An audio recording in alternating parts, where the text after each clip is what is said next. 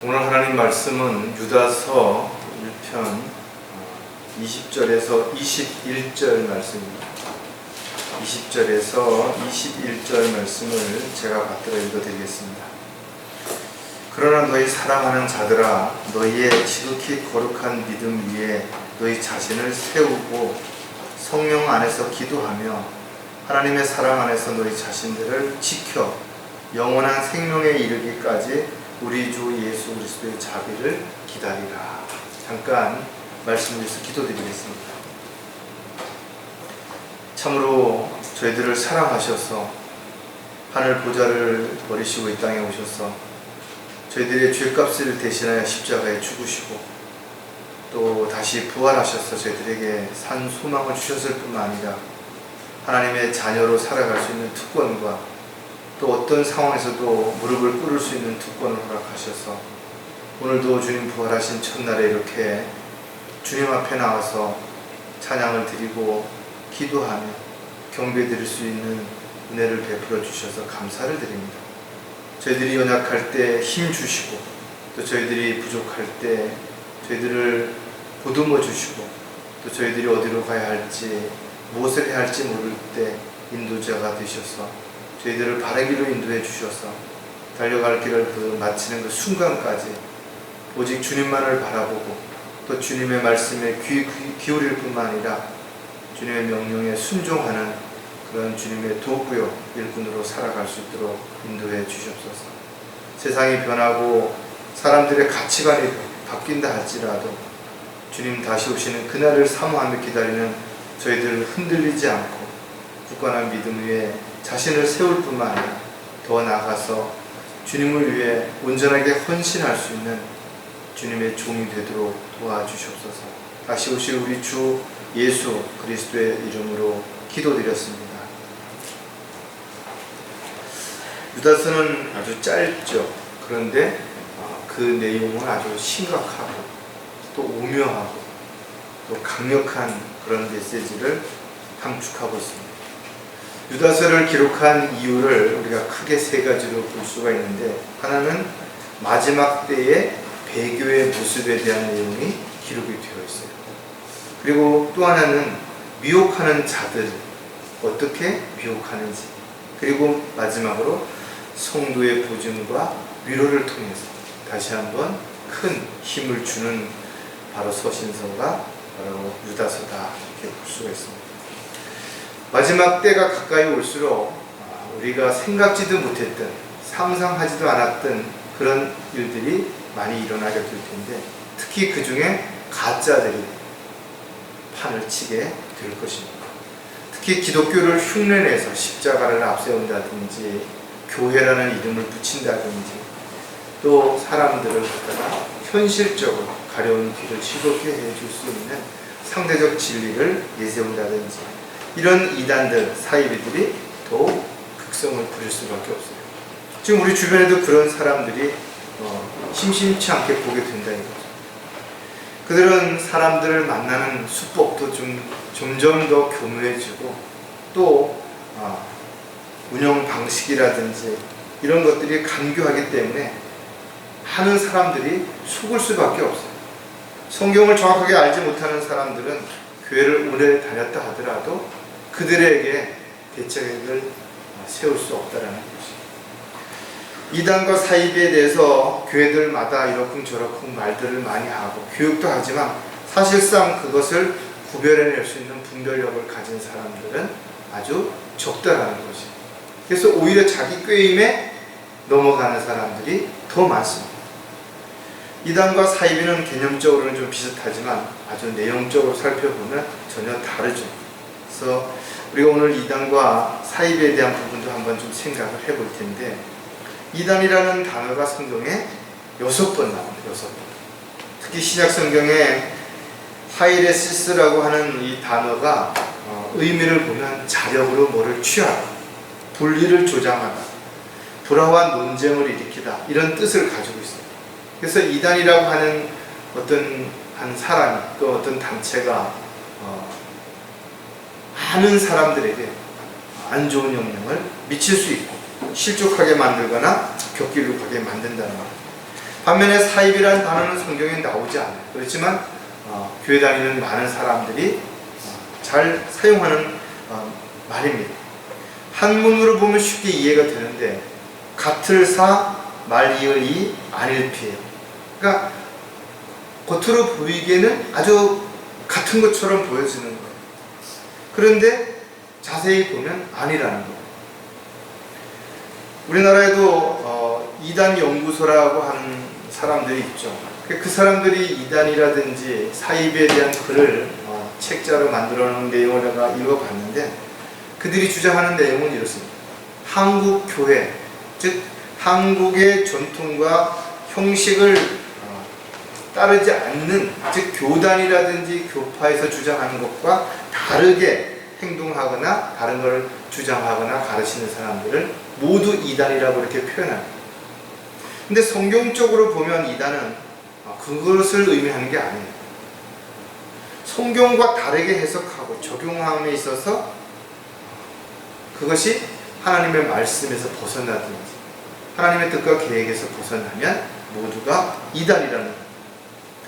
따라서 그리스도인들은 성경을 올바로 나누기 위해서 반드시 공부해야 됩니다.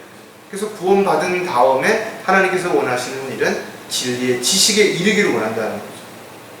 저와 여러분이 왜 성경을 공부해야 하는가? 하나님을 잘 알기 위해서, 또 마귀를 잘 알아야 마귀를 대적하고 대책을 세울 수 있기 때문에, 또 성경을 잘 알아야 올바른 분별력을 가지고 판단할 수 있기 때문에 성경을 공부해야 되는 거죠. 오늘 설교 제목은 거룩한 믿음 위에 자신을 세우라. 여러분들이 자신의 믿음을 어디에 세우는 것인가요? 뭘 근거로 세우는 것인가요? 하나님의 계획과 뜻을 알고 마귀의 공격과 미혹을 알기 위해서는 가장 중요한 부분이 성경을 체계적으로 공부를 하고 양육받아야 된다는 거죠. 마귀는 수많은 교단과 교파를 그럴듯하게 만들어서 가짜 교회, 가짜 목사를 앞세워서 비진리를 선포하고 잘못된 교리들을 주장한다. 가장 확실한 이유는 그들이 성경을 올바르게 나누어서 시대와 대상을 올바르게 적용하고 또 그것을 분별하지 못하기 때문에 이런 일들이 일어났다라는 거죠. 심지어는 그들은 끊임없이 성경을 변개시키고 삭제시킴으로 인해서 하나님을 믿고 하나님의 뜻대로 살고자 하는 사람조차도 실족하게 만드는 일들을 자행하고 있다는 거죠. 특히 마지막 때에 믿음을 가진 그리스도인들조차도 배교하게 될 것에 대한 경고가 성경에 기록이 되어 있는 거죠.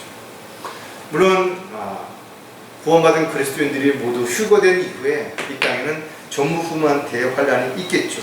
그러나 중요한 것은 우리가 그 시기가 오기 전까지 믿음의 대열에서 떨어져 나가지 않고 마귀에게 미혹을 당하지 않기 위해서 또 세상의 유혹을 이겨내기 위해서는 반드시 지켜 행해야 할 것들이 너무나 많이 있는 것이죠. 그러기 위해서 우리는 성경이 잣대가 되어야 되고 또 최종 권위가 되어야 되는 건 너무나 당연한 것입니다. 어쩌면 마귀는 지금 이 순간에도 저와 여러분 마음에 어떻게 하든지 엉뚱한 것을 생각하게 만들고 또 다른 데 마음을 빼앗기게 만들고 쓸데없는 근심 걱정을 하게 만들어서 믿음의 대에서 끌어내리려고 수단과 방법을 총동원하고 있다는 사실을 우리는 결코 잊어서는 안 될 것입니다. 자, 그렇다면 거룩한 믿음 위에 너희 자신을 어떻게 하면 세울 수 있는지를 우리가 몇 가지 생각해 보면 가장 먼저 마귀의 공격을 대비해야 된다는 거죠. 분명 성경은 마귀가 공격할 것에 대한 부분들을 여러 곳에서 지시하고 있는 거예요. 구원받은 그리스도인들이 우선 영적으로 성장하고자 할 때 반드시 마귀는 공격합니다. 또 우리가 복음을 전파해서 지옥으로 달려가는 혼을 주님께로 이겨오고자 할 때 역시 마찬가지죠. 그리고 저와 여러분이 자신을 부인하고 십자가를 지고자 헌신하고자 할 때 역시 마귀는 강력하게 공격할 것이고 또 하는 일마다 방해를 하려고 할 것이라는 것이죠. 마귀의 공격은 단순하지 않습니다. 아주 치밀한 거예요. 계획적입니다. 그리고 끈질기다라는 거죠. 또 한 번 목표를 정하면 쉽게 물러나지 않습니다. 잠시 떠나 있는 것 같다가 또 작은 기회만 엿보다가도 틈새가 주어지면 즉시 공격하는 거죠. 이렇게 마귀의 집요한 공격을 우리가 대처하기 위해서는 미리미리 대비하고 준비해야 되는 거죠. 또 영적으로 성장해서 힘을 길러야 되는 것도 분명할 것이다. 대부분의 영적 전쟁이 일어난 이후에 자신을 돌아볼 때 마귀에게 틈을 준 것이죠. 마귀가 공격할 만한 어떤 빌미가 제공이 됐다라는 거죠. 죄를 짓고 자백하고 돌이키지 않았다든지, 아니면 주님을 바라봐야 할 눈이 세상이나 또 쓸데없는 것 때문에 마음을 빼앗긴 채 살고 있다든지, 아니면 분명 모든 염려를 다 주님께 내어 맡기라고 했는데도 불구하고 자신이 그 문제를 해결해 보겠다고 무거운 짐을 지고 끙끙 그랬든지, 아니면 괜히 자기가 감당해야 될 일도 아닌데 오지랖 넓게 이것저것 일을 많이 벌려놓았다든지, 뭔가 분명한 이유가 있었다는 거예요. 따라서 그리스도인들의 삶은 우연이 없습니다. 그래서 자신에게 어떤 문제가 생겼다든지 어려움이 생겼으면 반드시 돌아봐야 되는 거죠. 물론 하나님께서는 우리가 더 좋은 곳, 더 새로운 곳으로 옮겨주시기 위해서 단호하게 우리의 어떤 삶을 변화시키거나 어떤 어려운 상황을 만들어서 우리가 그것을 포기하게 만들 수도 있을 것입니다. 하지만 이런 모든 것들이 어디서부터 시작이 되었는지를 정말로 잘 점검하고 대비하지 않으면 그런 것이 오히려 빌미가 돼서 발목을 잡혀서 여러 가지 어려움을 겪게 되는 거죠. 자, 그렇다면 마귀는 어떻게 우리를 넘어뜨리려고 하는가? 미끼를 먼저 준다라는 거예요. 때로는 달콤한 미끼를 주기도 하고 때로는 두려움의 미끼를 주기도 하는 거죠. 어떤 것이든 우리가 거기에 대한 두려움을 갖게 된다든지, 아니면 달콤한 유혹에 빠지게 된다든지, 이 모든 것들이 그 다음 단계에 마귀가 쳐놓은 덫에 걸리게 되는 하나의 과정이 될 수밖에 없다는 거죠. 따라서 한번 걸려들면 절대로 혼자 힘으로는 빠져나올 수가 없는 거죠. 왜? 모든 잠금장치가 덫은 바깥에 있죠. 안에서 열 수가 없습니다. 그래서 걸려들게 되면 누군가의 도움을 받지 않고서는 절대 나올 수 없습니다. 또 미혹에 빠지게 되면 스스로 나올 수 없기 때문에 오히려 더 큰 문제를 야기시키는 결과를 가져오는 거죠. 마귀의 공격을 받기 전에 따라서 우리는 철저하게 자신을 돌아보고 자신의 믿음을 점검함으로 인해서 우리가 실족되지 않으려면 늘 자신에게 나타나는 일들, 또 증상들, 또 어떤 문제들, 이런 것들을 유심히 살펴보고 거기에 대해서 그 원인을 정확하게 분석할 수 있어야 된다. 자, 마귀의 공격을 반드시 대비하려면 또 어떻게 해야 될 것인가? 가짜를 정확하게 분별해야 한다는 거죠. 우리 주변에는 정말 가짜들이 많습니다. 가짜 신분증을 가지고 사기를 치는 사람들도 있고, 또 거짓말로 없는데도 불구하고 많이 있는 것처럼, 또 자신이 누군가를 잘 아는 것처럼, 또 뭔가를 잘 할 수 있는 것처럼 이렇게 해서 사람들을 속인다 이거죠. 중국에 한때 그 시장이 개방되면서 한국 사람들이 가가지고 수많은 짝퉁들을 사가지고 들어왔다 이거죠. 그래가지고 그것을 많은 사람들에게 헐값에 파는 것이에요. 그래서 쉽게 비싼 돈을 주고 정품을 살 수 없는 많은 사람들이 허세를 부리기 위해서 이 가짜들을 선호했고, 그런 가짜들이 점점 갈수록 진짜와 너무나 비슷하기 때문에 전문가들조차도 이것을 구분하기가 어려운 그런 상황이 됐다는 거예요.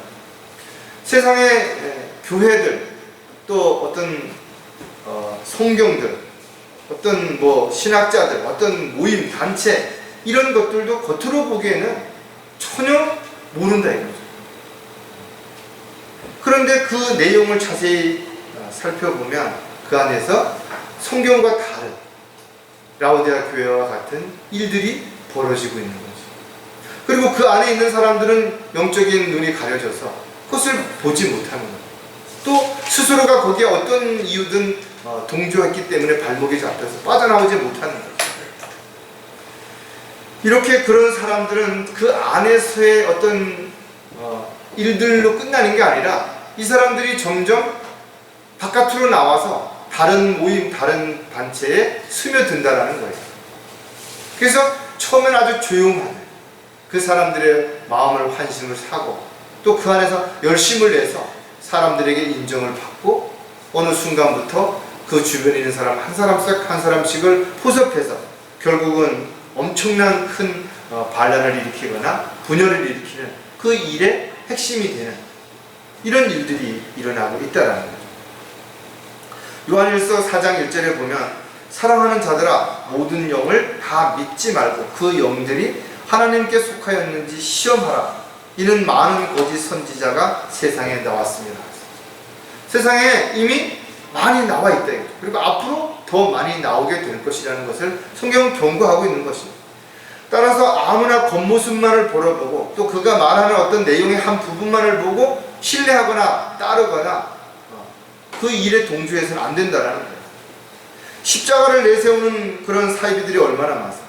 거짓 은사를 자랑하는 그런 은사 주자들, 또 무슨 귀신이라든지 전통이라든지 풍습이라든지 숫자라든지 이런 거를 앞세워서 사람들을 현혹시키는, 또 때로는 친절하게, 때로는 생활에 필요한 어떤 물질을 도와주고 또 경조사에 참여하고 이런 것들로 관심을 사서 사람들을 미혹하는 그런 일들이 너무나 많다는 거예요. 설마 훌륭한 사람이 있는데 세상에 유명한 사람도 거기에 있는데 그럴 리가 아니라는 거예요. 그들은 오히려 이런 사람들을 포섭해서 자신들을 앞세우려고 하는, 자신들을 감추려고 하는 이런 일에 도구로 쓰고 있다는 거죠. 따라서 올바른 영과 신앙과 교리가 성경적으로 정확한지 아닌지를 분별할 수 있는 것은 오직 영적인 분별력밖에 없다는 거죠. 이 분별력은 성령께서 지각을 열어주시고 조명을 주셨을 때만 가능하다는 거죠. 즉 성령으로 충만한 상태에서 인도함을 받을 때만 이런 것들을 정확하게 분별할 수 있는 능력이 생길 수 있다는 거죠. 자, 마귀의 공격을 대비하려면 전신 갑옷으로 무장을 해야 된다. 전신 갑옷을 입었다 하더라도 어떤 틈새라든지 이 관절이라든지 이렇게 이런 데는 잘 할 수가 없죠. 이런 틈새는 여전히 취약하지만 그래도 머리서부터 발끝까지 투구라든지 또 이렇게 흉배를 붙이고 신발을 신고 장갑을 낀다면 보호는 될 수 있죠. 그것이 세상적인 어떤 투구나 이런 것보다도 정확하게 하나님의 전신 갑옷을 입어야 된다는 거죠. 전쟁에 나갈 때 투구와 갑옷이 옛날에는 필요했습니다. 왜? 창이나 활을 가지고 전쟁을 했기 때문에 그런 것입니다. 또 믿음의 방패, 말씀의 칼이 있어야 됐던 것처럼 오늘날도 마찬가지로 좋아요. 여러분은 반드시 영적 전쟁에 나가기 위해서는 무기가 있어야 됩니다. 또 방어할 수 있는 방어 체계가 갖추어져야 되는 것입니다. 많은 사람들이 사랑과 평화를 외치고 섬김과 나눔, 사랑을 주장하지만 그들이 주장하는 내용의 본질은 자신들의 배를 위한, 세력을 불리기 위한 것들이라면 그것이 아무리 대단한 열매를 맺는다 하더라도 그것은 성령의 열매가 아닌 육신의 열매에 불과한 것입니다.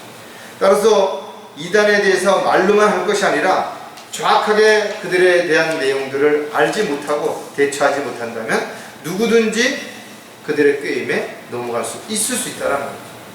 에베소서 6장 13절에 보면 그러므로 너희는 하나님의 전신 갑옷을 입으라. 이는 너희가 악한 날에 저항할 수 있으며 이 모든 일을 다 이루기까지 서 있게 하기 위함. 끝까지 우리가 대적하고 자신을 지키기 위해서라면 이 하나님의 말씀의 갑옷을 끝까지 입고 있어야 됩니다. 어느 한순간에든지 그 말씀이 아닌 또 다른 세상의 어떤 것들이 나의 갑옷처럼 바뀌어지면 그 틈새로 놀라운 공격에 치명적인 그런 결과를 가져올 수도 있다는 거죠. 마귀가 두려워하는 것은 다른 것 아닙니다. 우리가 세상적인 또 인간적인 능력, 경험, 지식 이런 것들이 아니라는 것이죠. 오직 하나님의 말씀으로 무장을 했다든지 성령의 능력으로 보호를 받고 있다든지 보혈의 능력 가운데서 우리가 살아갈 때만 그것이 가능한, 이 모든 것들을 위해서 우리는 어떻게 해야 돼요? 늘 무릎을 꿇고 기도해야 돼요. 하나님의 말씀으로 끊임없이 양육을 받고 자신을 견고하게 만들어야 됩니다. 그러므로 하나님께 복종하라, 마귀를 대적하라, 그리하면 그가 너희로부터 도망하리라. 우리가 먼저 하나님께 복종하고 주님의 명령에 순종할 때 마귀를 대적할 수 있는 힘이 생기는 것이고, 우리가 마귀를 대적할 때 마귀는 도망간다는 거예요. 물론 완전히 도망가지 않죠. 어딘가에서 또 틈새를 엿보고 기회를 엿보고 있을 것은 분명하다 이거죠. 하지만 우리가 전신 갑옷을 입고 무장한 상태에서 깨어 있다면 마귀는 쉽게 우리를 공격할 수 없을 뿐만 아니라, 공격을 한다 하더라도 능히 막아낼 수 있는 힘이 있기 때문에 대비할 수 있는 결과를 가져오는 것이죠. 마귀의 공격을 또 대비하려면 악한 자들을 동조하지 말아야 된다는 거예요. 세상에는 실수로 또는 우발적으로 잘못된 어떤 한순간이 죄를 짓는 결과를 가져올 수도 있어요. 참 어떻게 보면 인간적인 면에서 보면 안타까운 일이죠. 그러나 어떤 사람들은 철저하게 악한 계획을 가지고 범행을 준비한다 이거죠. 그리고 범행 후에 분명하게 그런 모든 것들이, 증거들이 다 드러났음에도 불구하고 끝까지 이런저런 변명을 앞세우거나 핑계를 대거나 자신을 합리화시키는 그런 사람들이 있대요. 그 악한 사람들이에요. 따라서 그리스도인들은 죄를 얼마나 큰 죄를 졌느냐 적게 졌느냐보다 더 중요한 것은 그 죄를 인정하고 자백을 하느냐 안 하느냐, 이게 훨씬 더 중요하다는 거예요. 어떤 이유로든 간에 하나님의 말씀에서 떠나서 또 하나님의 뜻대로 살지 않는 그런 형제 자매들을 보게 되면 마음이 아프다 이거예요. 또 어떤 오해 때문에 또 신앙생활이 너무 힘들고 지쳐서 믿음을 잘 지키지 못해서 또 그렇게 방황하고 있다면, 그런 분들은 또다시 어떤 기회가 주어질 수 있어요. 다시 용기를 줄 수도 있고 다시 시작할 수 있는 계기가 될 수도 있겠지만, 그러나 하나님을 대적하고 교회를 대적하고 또 지체들을 신축하게 만드는 그 일을 계획적으로 하거나 거기에 동조한 사람들은 돌이킬 수 없다는 거예요. 한번 거기에 빠진 사람은 마귀가 절대로 놔주지 않는 것입니다. 그래서 디도서 3장 10절에 보면 이단 종파에 속한 사람은 한두 번 훈계한 후에 거절하래요. 한두 번 처음엔 잘 모를 수 있어요. 그러니까 한두 번 정도는 잘못된 부분이 있으면 그 부분을 지적해주고 권면해줄 수 있죠. 그러나 그것이 반복된다면 절대로 그런 사람들을 가까이 해서는 안 된다는 거예요. 왜냐하면 자신도 모르게 시간이 지나면 거기에 젖어 들어갑니다. 악한 자들은 아무리 많은 시간과 물질과 정성을 들인다 하더라도 그때뿐이죠. 또다시 어떤 상황이 되면 돌이킬 수 없는 그런 일들이 있는 거죠. 우리나라는 그런 사례를 본 적이 없는데, 외국에서 보면 표범이라든지 곰이라든지 그런 야생 그런 짐승들을 어렸을 때 집에 데려다 키운 사람들이 있어요. 그래서 집에서 늘 가족들이 같이 생활하면서 아주 집에서 키우는 강아지나 고양이처럼 친절하게 친근하게 그렇게 살아온 거예요. 근데 어느 날 주인이 사고로 다쳐서 피를 흘리니까 곰이 와서 그 쓰러진 주인의 피를 핥은 거예요. 먹으려고 했던 게 아니라 그냥 핥았는데 그걸 피를 먹는 순간 이 야성이 나타나서 그 쓰러진 주인을 해치는 이런 일들이 여러 번 보고됐대요. 키우던 침팬치가 주인을 아주 살해했는데 아주 비참하게 살해한, 그 야생에서의 어떤 침팬지의 습성 그것처럼 그 공격성이 드러난다.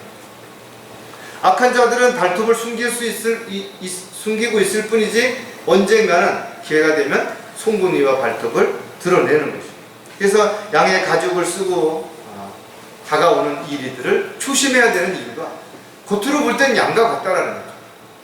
그런데 그 안에 무시무시한 발톱을 숨기고 있기 때문에 그들이 때로는 친절하고 때로는 정말 예의 바르고 또 잘해주고 인간적이고 그렇다 할지라도 그들의 속내에는 뭔가 또 다른 목적이 있음을 분명히 기억한다면 반드시 여러분들은 대비하고 그것을 공격을 했을 때 여러분들이 당하지 않으려면 반드시 준비하고 대비할 수 있는 지혜와 능력이 반드시 필요합니다. 자, 거룩한 믿음 위에 너희 자신을 세우려면 두 번째 우리가 살펴볼 내용이 마귀에게 틈을 주지 말아요. 정말 중요한 거죠. 마귀가 미리 공격할 것을 대비해서 거기에 대한 어떤 대비책을 세우는 것도 중요하지만 마귀는 순식간에 어떤 틈을 보게 되면 공격한다. 전혀 그럴 것 같지 않은데 복싱 선수들이 간단하게 잽을 툭툭 던진다 이거죠.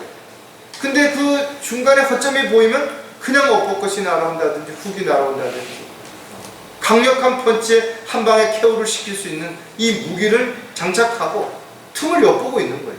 마귀 역시 마찬가지로 그렇다라는 거예요. 우리가 어른들이 옛날에 문틈새로 황소바람이 들어온다. 지금은 뭐 문풍지를 쓰는 그런 집들이야 별로 없지만 지금도 보면 샤시 같은 게 얼마나 잘 돼 있어요. 정말 바람 한 점 들어올 수 없을 것 같아요. 그런데 봄에 되면 송화가루 날릴 때 보면 어떻게 들어왔는지 집 구석구석에 노랗게 송화가루가 들어와 있잖아요. 아주 작은 틈새도 삐지고 들어올 수 있다는 거죠. 마귀 역시 마찬가지로 우리에게 아주 작은 틈새를 시작을 해서 점점 더 그 틈새를 넓히고 순간적으로 훅 들어올 수 있게 된다는 거죠. 따라서 우리가 성경에 보면 이런 말씀이 있는데 디모데전서 6장 3절에서부터 제가 한번 읽을 테니까 여러분 들어보세요. 만일 누군가가 다르게 가르치며 건전한 말씀 곧 우리 주 예수 그리스도의 말씀과 경건에 따른 교리에 일치하지 아니하면 이런 것들이 처음서부터 일어나는 건 아닌데 처음엔 몰랐는 거예요. 근데 어느 날부터 뭔가가 조금씩 달라지는 거예요. 내용도 좀 달라지고 비유도 좀 달라지고 그 다음에 적용하는 것도 좀 달라지고 또 그것을 갖다가 인용할 때도 좀 달라진 이런 것들이 보인다 이거죠. 그러면 성경은 뭐라고 얘기를 하냐면 그는 교만해서 아무것도 아는 것이 없고 다만 질문과 언쟁만을 좋아하는 자. 그러니까 이런 사람들이 끊임없이 사람들에게 논쟁을 하고 사람들을 부추기고 이런데 거기서 시기와 다툼과 악담과 사악한 의심이 생겨나며 생각이 부패하고 진리를 상실하며 이익이 경건이라 생각하는 사람들 사이에 무익한 논쟁이 일어납니다. 자기 편을 만들고 자기 편이 아닌 사람들을 모함을 해서 몰아내거나 아주 곤경에 빠지게 만들 이렇게 만듭니다. 성경은 거기서 뭐라는 그런 데서 내 자신을 빠져나오라는 거예요. 이게 여기서 자신이 이것을 바로 잡을 수가 없는 상황이라는 거예요. 바깥에 나와서야 그 실체를 정확하게 볼 수 있는 거고 바깥에 나와서야 그 안에 있는 어떤 사람들을 구출해낼 수 있어요. 쉽게 생각하면 한 배를 타고 갔는데 그 안에서 어떤 문제가 생긴 거예요. 배 밑창이 금이 가기 시작하는 거예요. 물이 조금씩 들어오네. 근데 시간이 지나면서 점점 더 많이 들어오는 거예요. 그때 어떤 사람이 지금 이 배가 점점 바다 쪽으로 나가고 있으니까 지금 위험하지만 지금이라도 뛰어나가야 되겠다. 그래서 그 배에서 뛰쳐나와서 그가 헤엄을 쳐가지고 육지에 도달을 해야 그 배를 살릴 수 있는 방법이 있어요. 어디가 신고를 한다든지 아니면 무슨 다른 보트를 타고 가서 줄을 가지고 침몰하는 사람들에게 줄을 줘서 끌어낸다든지 이렇게 해야 되는데 본인이 그 안에서 그를 살려보겠다고 아무리 밟아도 방법이 없다. 이런 부분들을 우리에게 이야기해 주는 거죠. 따라서 마귀에게 틈을 주지 않고 믿음에서 떨어져 나가지 않으려면 무엇보다도 우리가 조심해야 될 부분이 있죠. 세상과 또 세상 사람들로부터 자신을 성별시키고 또 분리시키고 구별시키는 일이 반드시 이루어져야 된다. 그래야 틈을 바꿀 수 있어요. 저는 그 동물의 왕국에 보면 비버라는 그 동물이 있는데 비버는 물소리가 조그만 물소리만 나도 유심히 그 물소리를 찾아냅니다. 그리고 그 물이 흐르는 데를 계속 진흙을 이겨서 갖다 막거나 나무를 이렇게 주워다가 거기를 막아서 그래서 비버댐이 점점 커지는 거예요. 작은 그 어떤 그 개울물이 하나의 댐처럼 돼버립니다. 이렇게 철저하게 매일같이 점검하고 매일같이 보수하지 않으면 한순간의 댐이 그 물의 힘을 견디지 못하고 무너져 내리는 거죠. 우리 역시 마찬가지다. 세상에 밀려오는 수많은 문제들, 어려운 일들, 이런 것들이 우리를 실족시키고 넘어뜨릴 수 있는 요소들로 충분하다라는 거죠. 근데 그것을 우리가 미리 대비하고 대처하고 막지 못하면 한순간에 무너져 내리는 것이죠. 자, 그렇다면 마귀에게 틈을 주지 않으려면 어떻게 해야 되냐? 가장 먼저 함부로 귀를 기울이지 말아야 합니다. 우리가 흔히 이 사람 참 귀가 얇다, 그런 사람들 있죠. 왜 귀가 얇다르냐? 귀 자체가 무슨 다른 사람보다 얇은 게 아니라 듣는 데 있어서 아주 예민한 거예요. 또 잘 넘어가는 거예요. 마귀가 미혹할 때 사용하는 여러 가지 방법이 있는데 그 사람의 마음을 도둑질하는 거예요. 그리고 그 마음을 도둑질하는 통로로 귀를 사용하죠. 그래서 이런저런 말을 귀에다 속삭이게 되면 마음에 파장이 일어납니다. 그래서 온갖 의심이 생겨나고 또 화가 나고 불안해지고, 이래서 결국은 이런 일들이 일어난다는 거예요. 주목해야 할 점은 많은 교회들이 뭔가 혁신을 해야 된다, 새롭게 돼야 된다, 이런 걸 주장해요. 특히 젊은 어떤 목자들이 그런 걸 주장하는데 그들이 어느 정도 시간이 지난 다음에는 그냥 조용해진다 이거죠. 그냥 기존 세력들이 자신들이 감당할 수 없는 그런 상황이, 또 자신이 거기 가서 얻게 되는 불이익을 감수해야 되기 때문에, 그래서 결국은 어느 순간에 슬며시 자신의 생각이나 이런 거를 내려놓는 거예요. 따라서 성경이 바르게 또 목자가 또 성도들이 바른 믿음 안에서 자신을 바르게 세우지 못한다면 어느 한쪽으로든 쏠리게 되고 그 무게를 감당하지 못해서 결국은 송두리째 무너지는 일들이 반드시 일어날 수밖에 없다라는 거예요. 자, 로마서 16장 18절에 보면 그러한 자들은 우리 주 예수 그리스도를 섬기는 것이 아니라 자기들의 배를 섬기는 것이니 정중한 말과 그럴듯한 언변으로 순진한 사람들의 마음을 미혹하는, 자신들의 어떤 명예, 권력, 부 이런 것들을 주장하는 사람들을 의미하는 것입니다. 라오디아 교회가 바로 이런 일들이 비일비재하게 일어날 뿐만 아니라, 아니 오히려 이런 것들을 자랑하고 이런 것들을 앞세우는 그런 시대를 의미하는 것이다. 누가 마귀에게 미혹을 당하고 누가 세상의 유혹에 넘어가는가? 어떻게 보면 순진한 것 같은 사람, 그러나 순진한 그 안에는 무지함도 있는 것이고 또 나만 아니면 된다는 안일함도 있는 것이고 또 이미 자기가 가지고 있는 어떤 것들을 지키기 위한 욕심도 있다라는 것이죠. 따라서 영적인 일을 잘 모르면서 교회적인 어떤 종교적인 열성을 앞세우는 사람들, 또 자신이 가지고 있는 작은 지식을 교만해서 대단한 것이라고 착각하는 사람들, 이런 사람들이 쉽게 마귀에게 귀를 내어주고 넘어가서 결국은 종이 되는 것이다. 성령의 음성을 듣고 주님을 따르기 위해서는 영적인 귀가 열려야 되는데 스스로 자기의 귀를 막아버리는 거죠. 그래서 성령께서 말씀하시는 안 듣는 것이죠. 하나님께서 말씀하시는 걸 안 듣는 것이죠.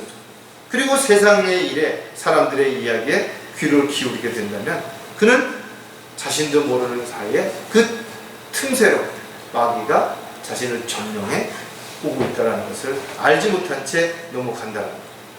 마귀에게 틈을 주지 않으려면 분열이 일어나지 않도록 해야 된다. 호미로 막을 거 가래로 막는다, 이런 말이 있어요. 호미로 막는다라는 말은 뭐냐면 처음에는 물이 조금씩 흘러갈 때 호미만 해도 충분히 막을 수 있는 거예요. 근데 이 물이 점점 더 양이 많아지면 큰 삽 같은 가래라고 하는 옛날에 도랑을 칠 때 사용했던 양쪽에 끈이 달려서 사람이 당기던 그런 것으로 막아야 된다는, 이만큼 순식간에 상황이 악화될 수도 있다는 거죠.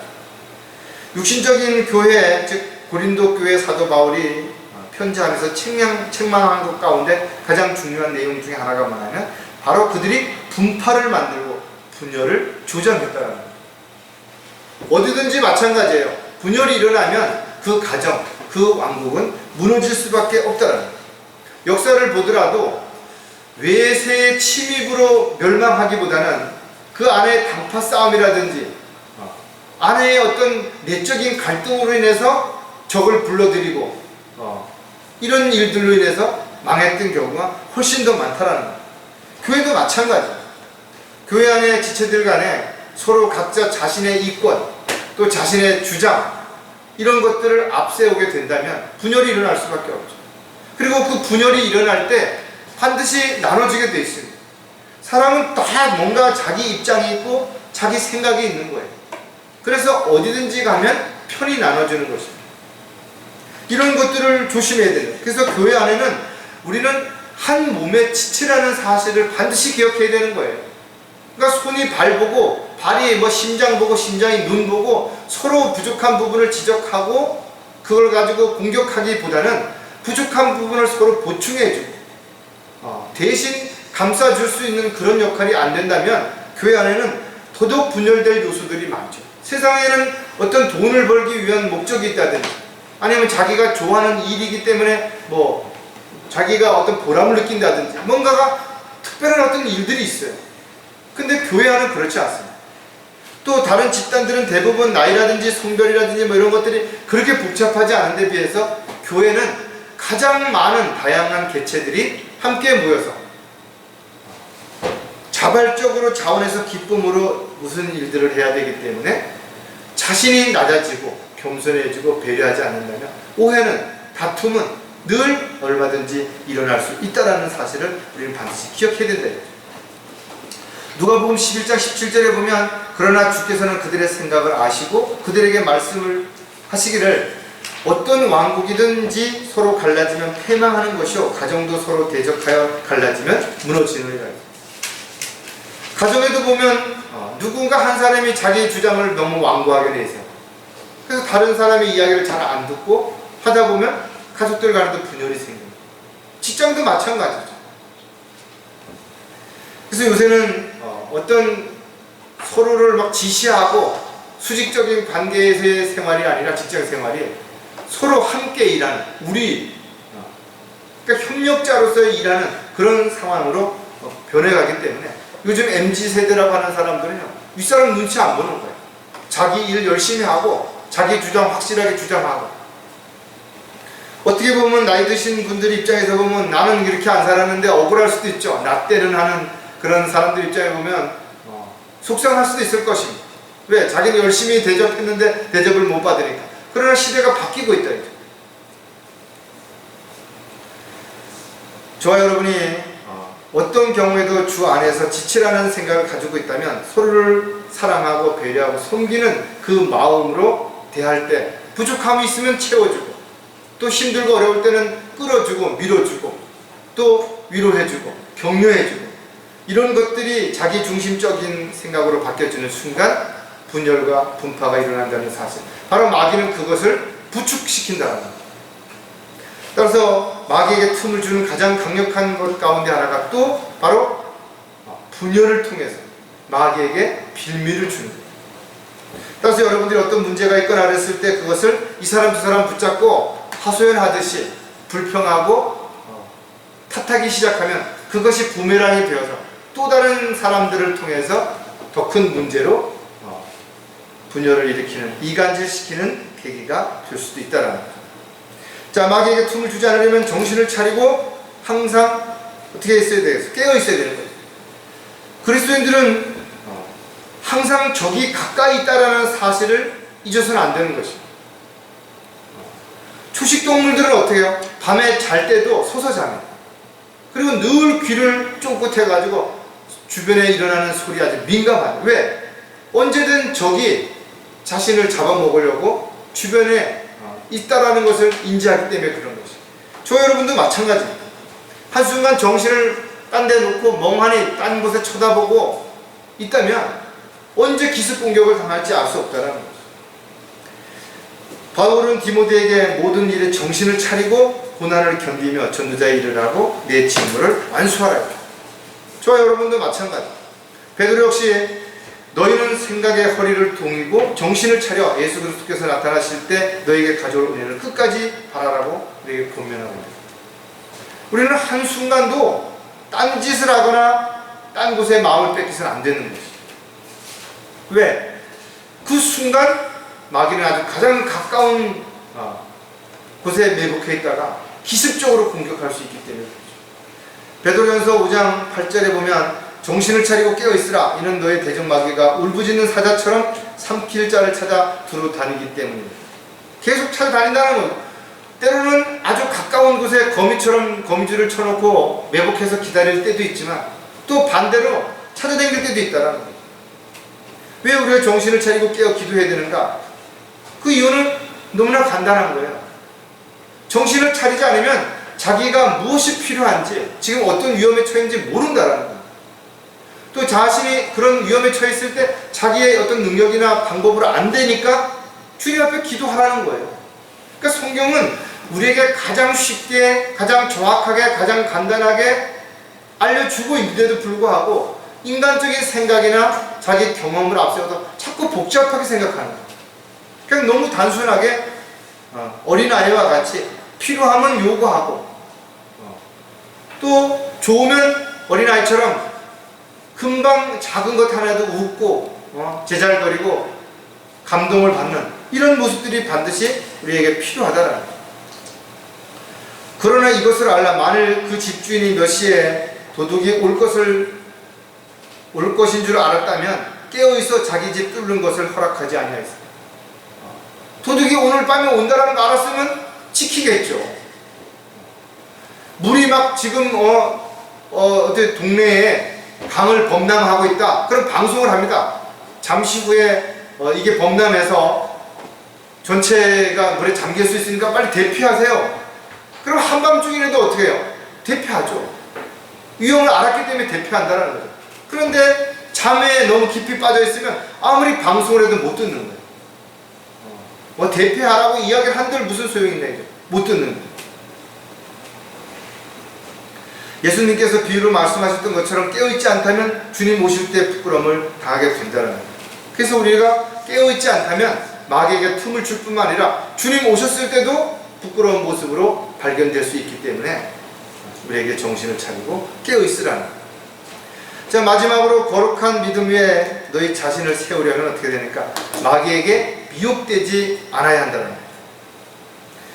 마귀는 틈을 노리기도 하고 또 강력하게 공격하기도 하지만 때로는 다른 수법을 사용해서 미혹하기도 한다는 거죠. 아주 우리가 마음을 뺏길 수 있을 정도로 달콤한 것으로 눈에 보기에 좋은 것으로 언제 누구를 통해서 마귀가 우리를 미혹할지 우리는 알 수 없는 것이죠. 마귀는 내가 잘 알고 있는 훌륭한 사람이라고 인정할 수 있는 그런 사람을 통해서 나를 넘어뜨릴 수 있어요. 설마 저분이 그런 생각을 가지고 있는데, 저분이 그런 마음을 가지고 있는데 저분이 틀릴 리가 없어. 전적으로 그 사람이 나한테 어떤 목적으로 왜 그런지를 생각해보지 않고 덥석 믿어버린다. 또 신세를 졌거나 어떤 어려울 때 도움을 받은 사람이 와서 부탁을 한다 이거죠. 나 이번에 어떻게 해서 어디 모임에 가는데 너 나랑 오늘만 같이 좀 가줘라. 한 번만 가줘라. 그걸 냉정하게 거절하지 못했을 때 그걸 한 번 가게 되고 두 번 가게 되고 이것이 자신도 모르게 함정에 끌려가는 그 상황을 알았다 하더라도 이미 한 번, 두 번 그러면 발을 못 빼는 거예요. 또 어떤 직장에서 함께 동업을 한다든지 어떤 사업을 같이 한다든지 직장에서 같은 어떤 부서에서 같은 일을 할 때 좀 냉정하지 못할 수 있죠. 그런 사람들을 통해 가지고 조금씩 뭔가를 요구하게 되고 함께 하게 되고 이럴 때 잘 못 부딪히는 거죠. 마귀는 가장 가까운 사람들을 통해서 미혹하기 때문에 넘어질 때도 쉽게 넘어지지만 또 그 상처가 아주 치명적이 될 수 있다는 거예요. 왜? 가장 가까이서 가장 방심했을 때 치게 되니까 심각하죠.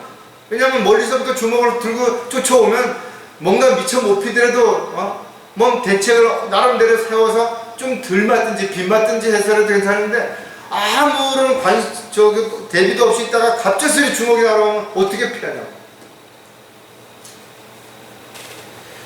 마귀는 에덴 동산에서 이브를 미혹할 때 어떻게 했어요? 가장 아름다운 모습을 한 뱀을 통해서, 그 짐승을 통해서 다가와서 달콤한 말로 속삭인다 이거죠. 너도 신처럼 될 수 있다 이거. 왜? 하나님께서 왜 저거를 너한테만 먹지 말아 그랬겠냐. 너가 먹는 날에는 눈이 밝아져서 모든 걸 다 알고 신처럼 될 수 있다 이거죠. 그리고서 그걸 보니까 얼마나 먹음직스러웠겠어요. 이것을 바꿔 말하면 오늘날도 마찬가지로 내가 너 한 자리 해주겠다든지 앞으로 뭐 같이 일하면 몇 년 후에는 이렇게 된다든지 저쩌고 하면 누가 속아 넘어가요. 수많은 사람들이 그렇게 넘어갔대요. 처음에는 그걸 알았을 때 내가 사랑하는 사람이, 내가 잘 아는 사람이 이런 데 빠졌구나, 이런 구출해 내겠구나, 이런 순수한 마음으로 그래 내가 가서 이 사람들을 좀 더 알고 또 접근해서 기회를 받다가 이 사람을 구출해내야지 하고 들어갔는데 한번 발목이 잡히면 빠져나오지 못합니다. 여러분 끈끈이들이죠. 끈끈이들. 팔이나 뭐 쥐로 잡는 끈끈이들. 거기에 아주 조금만 어디 한 부분만 걸려들면 못 빠져나옵니다. 움직이면 움직여서 점점 더 깊이 빠지게 된다. 한 번, 두 번 똑같은 이야기를 듣게 되면 처음에는 설마 말도 안 된다고 이야기했던 내용들이 그럴듯해 보이고 주변을 돌아보니까 많은 사람들이 거기에 공감하고 있고 그러니까 자기도 모르게 내가 혹시 잘못 알았나 의심하게 되고 이럴 수도 있겠다 긍정적으로 생각하게 되고 자기도 모르게 빠져들어가는 거죠. 디모데전서 4장 1절에 성령께서 분명히 말씀하시기를 마지막 때 어떤 자들이 믿음에서 떠나 미혹하는 영들과 마귀의 교리를 따르리라. 아니 마지막 때 이런 일이 일어날 것에 대한 것을 강력히 성령께서 경고하고 있다라는 거예요. 믿음이 없는 사람이 아니라 믿음이 있는 사람이 믿음을 떠난다라는 거예요. 그래서 사도 바울도 파선했다 그랬잖아요. 배가 금이 가고 뭐 부딪혀갖고 깨져서 점점 가라앉는 거라는 거예요. 그게 파선이에요. 완전히 돌이킬 수 없는 상황이 됐다 이거죠. 이처럼 마지막 때는 더욱 미혹하는 자들이 신실한 그리스도인들마저도 배교하도록 만들려고 끊임없이 서성이고 또 방해하고 공격을 할 것이라는 것이죠. 그래서 많은 사람들이 아니야 그러다가 아니야 그럴 수도 있어 하고 넘어간다는 거예요. 이게 마지막 때에 성령께서 경고하시는 가장 핵심적인 이야기입니다. 다들 잘 지킬 것 같으면 믿음을 지키고 몇 사람만 배교할 것 같으면 어느 시대나 배교하는 자들이 있었는데 굳이 이렇게 말씀을 강력하게 성령께서 그렇게 강력하게 말씀하신 이유가 없다는 거죠. 자, 마귀에게 미혹되지 않으려면 말씀을 근거로 판단해야 된다 이거죠. 늘 하나님의 말씀을 정확하게 판단해서 잣대로 적용하고 최종 권위로 적용해야 됩니다. 어떤 사람이 와서 이야기했을 때 그것이 성경과 좀 다르다, 내가 알고 있는 배운 지식과 좀 다르다, 그럼 여러분들이 거기서 그 사람하고 논쟁을 해서 뭔가를 설득시키고 하려고 하지 마세요. 그런 내용이 있으면 그럼 내가 좀 더 확실하게 확인해보고 그리고 그 다음에 이야기하자. 그리고 여러분들이 찾아보든지 아니면 저한테 말씀을 해주셔야 되죠. 만약에 어떤 목사를 할지 저도 마찬가지예요. 어떤 목사든지 하나님의 말씀을 어느 순간에 떠나는 겁니다. 자꾸만 자기 이야기를 한다든지 세상 이야기를 한다든지 세상의 어떤 흐름에 대해서 동조한다든지 이러면 뭔가 이건 분명히 하나님의 뜻과 계획에서 벗어나는 거죠.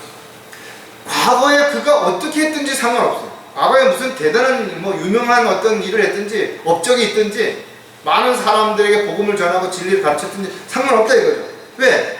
언제든 변질될 수 있기 때문에 그런 거예요. 따라서 중요한 것은 지금 그가 하는 말이나 행동이 어떤 열매를 맺고 있냐라는 거죠. 성경은 열매를 보고 그 나무를 알 수 있다 그랬습니다. 우리도 역시 열매를 보고 그가 어떤 그리스도인인지를 알 수가 있는 것이죠. 물론 사람이 살다 보면 여러 가지 힘들고 어려운 상황, 환경 이런 거에 부딪혀서 물론 전에보다 못할 수 있어요. 더 많은 어떤 시간을 할애하지 못할 수 있습니다. 그러나 본질이 바뀌면 안 된다는 거예요. 또 그런 어렵고 힘든 일들 자체 때문에 본질적으로 우리가 해야 되는 어떤 그런 부분들을 갖다가 핑계를 대고 그걸 합리화시키려고 하면 안 된다. 요한일서 4장 6절에 보면 우리는 하나님께 속하였으니 하나님을 아는 자는 우리의 말을 듣고 하나님께 속하지 아니한 자는 우리의 말을 듣지 않느니라. 이로써 우리가 진리의 영과 미혹의 영을 아느니라. 하나님의 뜻대로 하나님의 말씀대로 전하는데 이야기하는데 안 따르는 거예요. 나는 그렇게 생각하지 않는다. 나는 내 생각은 좀 뭔가 다르다. 성경에 보니까 이것이 이렇지 않더라라고 이야기하는 것이 아니라 내 생각에는, 내 입장에는 그렇지 않다 이거죠. 그리고 옆에 동조할 사람들을 넌 어떻게 생각하냐? 너도 그렇게 생각하지 않느냐 이거죠. 이것이 점점 더 교회를 배교로 끌고 가는 그런 교회가 되는 과정이 되는 거죠. 진리의 영이 우리에게 오셔서 우리를 인도하셨을 때 우리는 어떤 자들이 미혹할 때 그것이 악한 영에 의해서 그렇게 된다는 걸 알 수 있다 이거예요. 이건 성경을 많이 알고 그가 오랫동안 교회를 댕겨서가 아니라는 거예요. 내 안에 성령이 계시다면 성령께서 알려주시는 거예요. 뭔가 정확하게 내용을 알고 또 그것을 어떻게 설명할 수 없을지라도 분명 느껴지고 달라진 것에 대한 어떤 것들이 마음에 와닿는 거예요. 그럴 때 여러분 주저하지 말고 제가 잘은 모르겠는데 이런 일들이, 이런 상황들이, 이런 어떤 변화들이 있었다. 난 또 이렇게 느껴진다. 내가 잘못 알고 있는 건지 내가 잘못 판단한 건지를 교제를 통해서 여러분들이 정확하게 분별할 수 있어야 됩니다. 자신을 합리화시키려고 하는 사람들에게 여러분들이 그럴 수도 있겠구나 하고 귀를 내어주면 그 다음 단계는 나의 약점을 이용해서 너도 이런 거는 어떻게 생각하냐 이거. 불평하고 불만이 있지 않냐 동조하는 거예요. 결국은 미혹의 영은 점점 더 하나님의 말씀이 아닌 또 다른 무엇인가를 근거로 해서 그 사람의 마음을 흔들고 의심하게 만들어서 더 이상 주님을 따르고 주님의 일을 위해서 헌신하지 못하도록 그렇게 만든다는 겁니다. 자, 마귀에게 미혹되지 않으려면 사람을 절대로 신뢰해서는 안 된다는 거예요. 그렇다고 해서 부모나 자식, 형제들, 또 지체들 의심하고 그걸 경계의 눈으로 바라보라 그런 이야기 아니에요. 우리나라에 줄 잡아서 5만 개가 넘는 교회가 있다고 합니다. 어쩌면 지금 아파트들이 더 많이 생겨서 더 많이 되는지도 몰라요. 또 교단, 교파들이 많이 생기면서 분파가 일어나다 보니 아주 작은 그런 교회들이 점점 더 많이 생겨납니다. 한국기독교협회에서 추산하기로는 1200만 명, 1500만 명 이렇게 뭘 근거로 하는지는 모르지만 한국에 이런 그리스도인이 있다라고 주장한다고 그러죠. 그러나 정말 구원받은 사람들이 얼마나 될까? 의심을 지울 수가 없어요. 왜? 교회 다니는 많은 사람들을 만나서 복음을 전할 때 이야기를 해보면 구원에 대한 중요성을 그렇게 느끼지 않는다. 그냥 열심히 교회를 다니고 마음이 편안하고 그냥 그런 데 관심을 두는 거예요. 그냥 많은 종교들 가운데 하나인 것처럼 뭔가 자신의 어떤 보이지 않는 두려움과 불안함으로부터 의지하고 기대는 그런 정도의 역할에 불과하다는 거죠. 성경을 가르치는 목사, 신학 교수, 교사들이 하나님을 두려워해야 되는데 하나님을 두려워하지 않는다는 증거가 거짓말을 한다는 거예요. 그리고 그 거짓말에 그럴듯한 그 거짓말에 수많은 사람들이 속아 넘어가거나 알면서도 그것을 거부하지 못하고 따라가고 있는 것이 사실이라는 거예요. 베드로후서 2장에 보면 1절에 그러나 백성 가운데도 거짓 선지자들이 있었던 것처럼 너희 가운데도 거짓 교사들이 있으리라. 그들은 저주받은 이단들을 비밀리에 불러들여서 자기들을 사신 주를 부인하기까지 하며 급격한 파멸을 스스로 불러들이고 결국은 마지막 때는 어떻게 한다 그랬어요? 자기들을 사신 주를 부려 예수 그리스도가 아닌 또 다른 뭔가를 앞세운다라는 거예요. 그래서 예수님을 문밖 같은 데다 세워놓는 거예요. 왜? 예수님이 교회의 주인이 되시면 자기들이 하고 싶은 일, 원하는 일을 할 수가 없기 때문에. 오늘날 많은 교회가 성경을 뒷전으로 놓고 그냥 예배 드릴 때 한 구절 정도 읽는 것으로 끝납니다. 성경 구절을 인용하지 않아요. 사랑, 배려 이런 것만 이야기합니다. 저 여러분이 성경에 대해서 끊임없이 공부하고 묵상하고 또 그 말씀을 또 확인해보고 이런 것들이 지속적으로 반복되지 않으면 어느 순간에 그런가? 그때 내가 읽었을 때 내가 그렇게 읽었던가? 너무 오래되면 아련하다 이거죠. 여러분 끊임없이 확인해 봐야 되는 거죠. 영적 전쟁이 일어났을 때도 확인해 봐야 되고 또 교회에 문제가 있고 가정에 문제가 있을 때 과연 이 모든 문제의 발단이 어디서부터 시작이 된 것이며 이 문제가 지속되면 과연 어떤 결과가 초래될 것인가 이런 부분들을 잘 살펴봐야 됩니다. 미혹되지 말라. 악한 사귐은 좋은 행실을 부패시키느니라. 여러분들이 만나는 사람들, 여러분들이 친하게 지내는 사람 어떤 사람들인가요? 그 사람들이 악한 사람이라면 결국은 여러분들도 부패시킨다. 여러분들의 행실이 달라져 버리는 거예요. 옛날에 안 그랬는데 어느 순간부터 조금씩 뭔가 달라지는 거예요.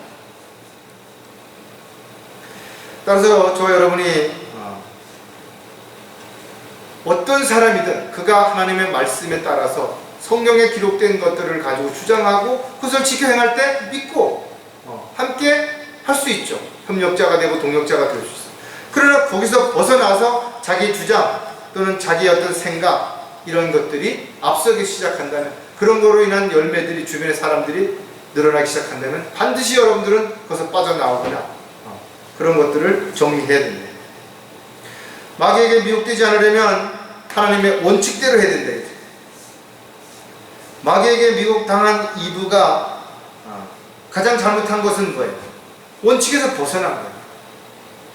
어떤 일이 있으면 남편에게 물어야 됐고 그 다음에 자신이 한 일이 잘못됐으면 반성을 해야 되는데 그것을 남편에게 주어서 먹게 해가지고 자신의 죄를 어떻게든지 와야시켜보려고 감춰보려고 그렇게 했다는 거예요. 지금도 마찬가지입니다. 하나님이 주신 원칙들이 있어요. 가정의 질서를 위해서 가장을 세우고 교회 질서를 위해서 목자를 세우고 이유가 있다 이거죠. 왜? 이 모든 것들이 하나의 질서 가운데 이루어져야 되기 때문에 머리가 둘이면 분열이 일어나죠. 하나님의 원칙은 절대로 바뀌지 않습니다. 따라서 아무리 열심히 했든 아무리 최선을 다했든 하나님의 원칙에서 벗어났다면 그건 불법을 행한 것이고 불법을 행했다면 하나님 앞에 그 어떤 상과 유업도 보상으로 받을 수 없는 것입니다. 골로새서 2장 8절에도 보면 아무도 너희를 철학과 헛된 속임수로 누락질하지 못하도록 주의하라. 그것들은 사람의 전통과 세상의 유치한 원리를 따른 것이며 그리스도를 따른 것이 아니다. 사도 바울은 자신이 가졌던 모든 것들, 지식들, 배설물같이 버렸다는 오늘날 많은 목자들이 철학 박사 이런 걸 내세워가지고 사람들 앞에 뭔가 대단한 것처럼 참으로 어리석고 부끄러운 일인데도 불구하고 모른다라는 거죠. 그리고 그것을 자랑하는 그 밑에 있는 교인들이 우리 교회 목사님은 무슨 철학 박사라든지 이런 걸 이야기하고 자랑합니다.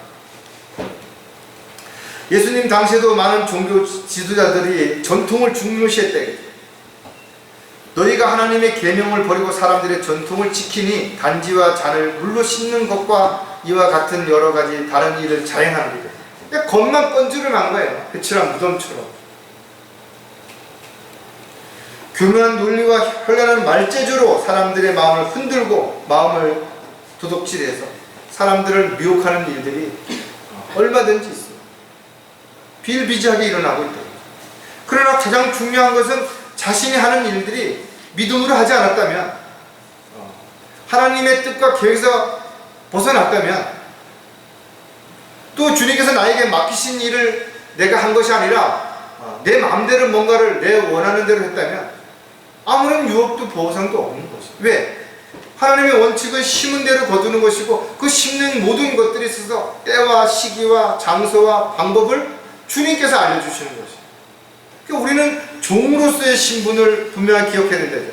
종은 자신이 무엇을 판단하고 결정해서 실행하는 자가 아니라 주인이 판단하고 결정해서 실행하고자 하는 것들을 우리는 단지 도구로 쓰임 받는 거예요. 그렇다면 우리는 주님이 하라면 하고 하지 말라면 안 하면 되는 것이에요. 우리는 주님이 가라면 가고 서라면 서면 되는 것이에요. 그렇게 내가 주님의 명령에 순종할 때 주님께서 우리에게 약속하신 것은 모든 필요를 공급해 주시겠다는 거예요. 모든 환경과 여건들을 조성해 주시겠다는 거예요. 그거를 내가 어떻게 해보려고 내 방식대로 뭔가 해보려고 하나님의 뜻과 계획에서 벗어나서 인간적인 방법, 술수를 쓰고 편법을 쓴다면 그것은 모두 주님과는 무관한 일이 된다는 거죠. 저와 여러분은 이 마지막 때를 살아가고 있는 그런 상황에서 온갖 마귀의 미혹과 세상의 유혹들이 하루도 멈추지 않고 다가오고 있고 가장 교묘하고 간교한 방법으로 우리를 공격하려고 한다는 거예요. 이런 가운데서 자신의 믿음을 어떻게 세울 것인가 다시 한번 스스로 점검하고 견고하게 자신을 돌아볼 수 있는 계기가 되시기를 주님의 이름으로 부탁을 드리겠습니다. 기도하겠습니다. 하나님의 말씀을 저희들에게 주신 이유는 이스라엘 백성들에게 일어났던 일들이 교훈으로 우리에게 깨달음을 주셨던 것처럼 또 사도 바울을 통해서 마땅히 우리가 지켜 행해야 할 교리를 허락하신 실천적인 지침들을 알려주신 것처럼 저희들이 주님의 종이요 일꾼이요 그리스도의 군사로서 마땅히 해야 할 일들이 무엇이며 또 어떻게 언제 해야 될지를 늘 성령님을 통해서 알게 해주시고 또 그 일들을 이루어감에 있어서 순종하고 헌신하는 저희들이 되도록 도와주시옵소서. 함께하지 못한 지체들 주님의 능력 가운데서 지켜 보호해 주시고 영적으로도 육신적으로도 강건하게 인도해 주시옵소서. 다시 오실 우리 주 예수 그리스도의 이름으로 기도드렸습니다.